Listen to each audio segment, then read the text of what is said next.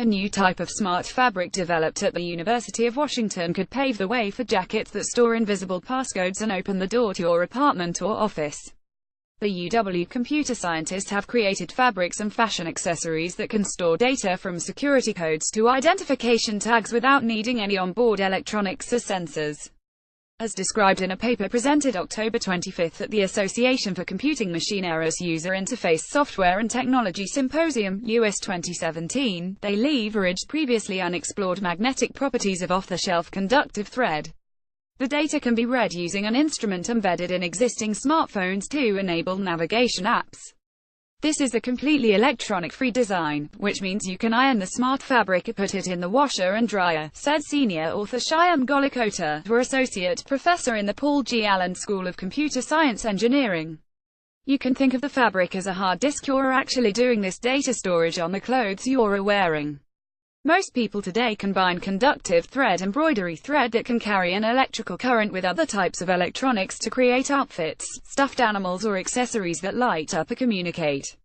But the UW researchers realized that this off-the-shelf conductive thread also has magnetic properties that can be manipulated to store either digital data or visual information like letters or numbers.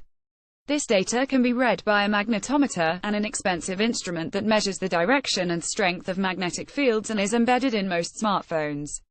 We are using something that already exists on a smartphone and uses almost no power, so the cost of reading this type of data is negligible, said Golikota. In one example, they stored the passcode to an electronic door lock on a patch of conductive fabric sewn to a shirt cuff. They unlocked the door by waving the cuff in front of an array of magnetometers. The UW researchers also created fashion accessories like a tie, belt, necklace and wristband, and decoded the data by swiping a smartphone across them.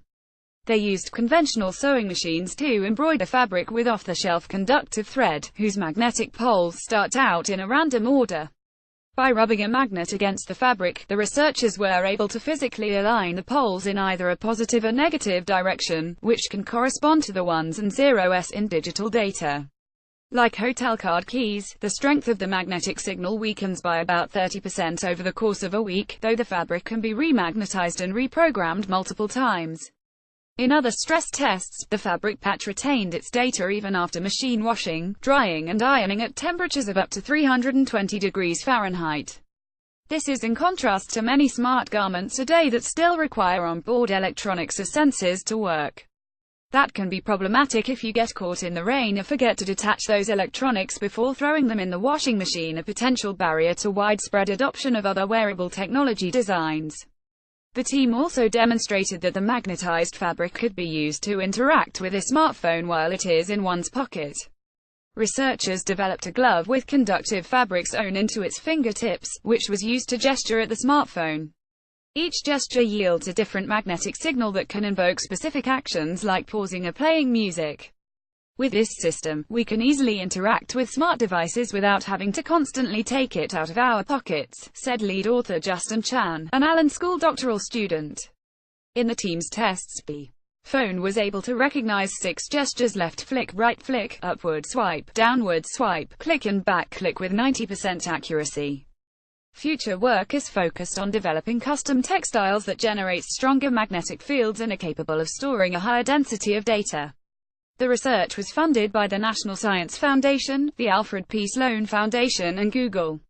Story source materials provided by University of Washington. Original written by Jennifer Langston. Note: content may be edited for style and length.